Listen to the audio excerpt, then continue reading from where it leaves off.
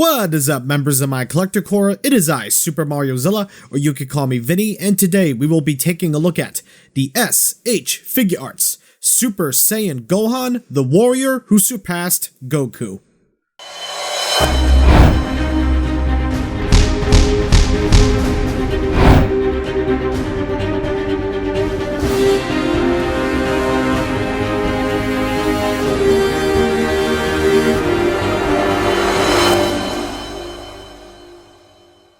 This figure came out of nowhere when it was first revealed, but fans were excited since this is Teen Gohan in the 3.0 mold, and the first Dragon Ball Figuarts figure to have a cloth cape.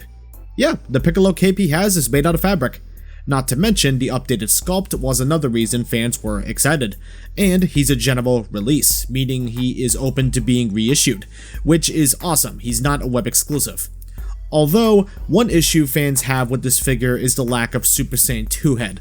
Yeah, no Super Saiyan 2 head sculpt, unfortunately. So it looks like we have to wait for that figure, or god forbid a DLC accessory, ugh. The figure clocks in at an MSRP of $65, which in my opinion is a tiny bit steep. When the figure was released, fans commented that this figure is really good, one of Gohan's best figures. So is this Gohan worth grabbing at all? Let's not waste any more time and see if this figure is worthy of a spot on your Dragon Ball Z shelf.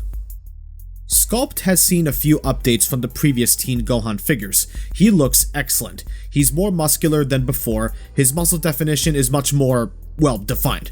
The face sculpt is awesome. We get to see all the facial details to better capture his likeness, like we've been seeing on all these newer Dragon Ball Figuarts. The clothes sport all sorts of wrinkle and crease details. His blue sash on his torso helps him pop on the shelf. It's really nice, and it does have a nice contrast from the purple. Gohan's colors are very vibrant here. Paintwork is also really clean. Now I may be seeing things incorrectly, but it looks like Gohan does sport some shading on his front, which is awesome. It looks great. Really good. But no shading on the back of the figure again. Come on, that's ridiculous. All he needs is a tag and he would essentially be called Movie Monster Series Gohan.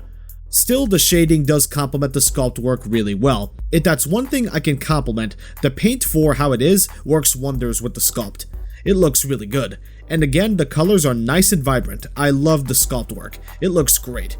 And his hair sculpt is top notch. I love the detail that the hair sports. Everything about this figure looks awesome, except for the lack of shading on the back of the figure. That's still a problem. Overall, I think Gohan is nothing to scoff at. He looks great, and I love the sculpt and paintwork on this figure. Besides the one issue I mentioned, there's nothing much wrong with this figure. I love the look of it. Definitely a 3.0 style Teen Gohan. He looks great. Gohan's articulation is really solid for a figure of this size. Like, it was a lot better than what I was expecting it to be. So, let's go over it. Head is on a double ball peg, and the neck is on a ball peg, so he can look this high up, can look pretty much all the way down, can look side to side and lean side to side. The shoulder pads are on a hinge, I believe, connected into shoulders. I'm not 100% sure about that. Either it's a hinge or it's a loose piece. Again, I'm not sure, but either way, it does not hinder shoulder articulation. Gohan's shoulders can go just a little bit above 90 degrees, just a little bit above 90. Actually, it can go higher. So yeah, more than 90 degrees. So that's always good. There's some butterfly joint movement. The shoulders can rotate. Biceps can swivel. Double hinged elbows can go pretty much all the way. And ball hinged wrists. There's a ball joint here in the torso, so he can crunch forward. Well, sorry about that. So he can crunch forward just about this far forward, which is pretty good, and can crunch backward just about this far back, which is excellent. And he can lean and twist. Not bad at all. Legs, he can kick forward really high up, so that's really good. And backward, not very far back at all due to his ass. And can he do the splits? If you know how to maneuver the joints, yes, he can indeed do the splits. What's cool is like with the recent 3.0 figures, the sculpt continues into the leg joint right here, so that's awesome. thighs can swivel, although this one is a little bit tight. Unless I'm wrong. Either way, be careful with the figure. And we have double hinge knees, which pretty much go all the way. And the ankle articulation, thank goodness, updated from previous Gohan figures. I was so worried about that. They can kick forward. They can kick backward just about this far back. Can kick forward about this far forward. And much, much better ankle articulation, ankle rocker. Thank God.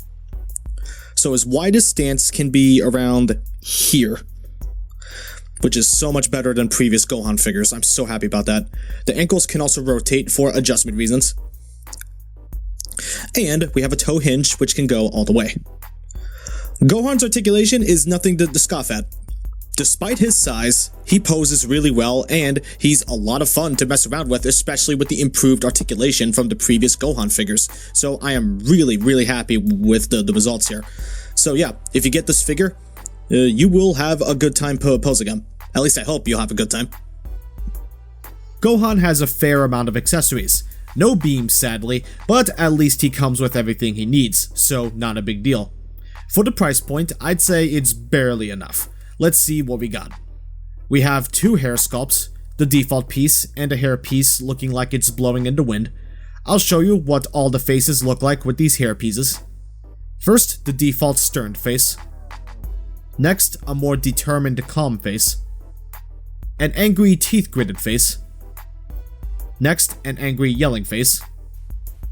And finally, a face where Gohan loses his cool and transforms into Super Saiyan 2. I love the bruise details on the face. It looks good.